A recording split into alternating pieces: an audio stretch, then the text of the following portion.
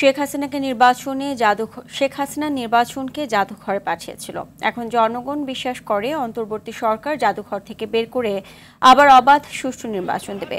এই মন্তব্য করেছেন বিএনপির সিনিয়র যুগ্ম মহাসচিব অ্যাডভোকেট রুহুল কবির রিজভী আহমেদ। দুপুরে নাটোরে জিয়া পরিষদের সেমিনারে তিনি এ মন্তব্য করেন।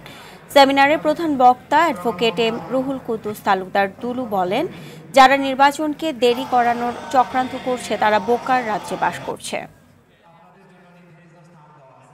দেশের জনগণ শেখ হাসিনার পতন দেখতে চেয়েছে এবং ভালো একটি সরকার দেখতে চেয়েছে। আর বলা হচ্ছে অন্তর্বর্তীকালীন সরকার, এই সরকার একটা অবাধ সুষ্ঠু নির্বাচন অনুষ্ঠিত করবে, কারণ এই অবাধ সুষ্ঠু নির্বাচনটা একেবারে জাদুঘরে পাঠিয়ে দিয়েছিল শেখ হাসিনা। সুতরাং এই জাদুঘর থেকে আবার জীবন্ত অবাধ সুষ্ঠু নির্বাচনটা করতে হবে, সেই বিশ্বাস তো ডক্টর ইউনূস সাহেবের কাছে জনগণ দিয়েছে।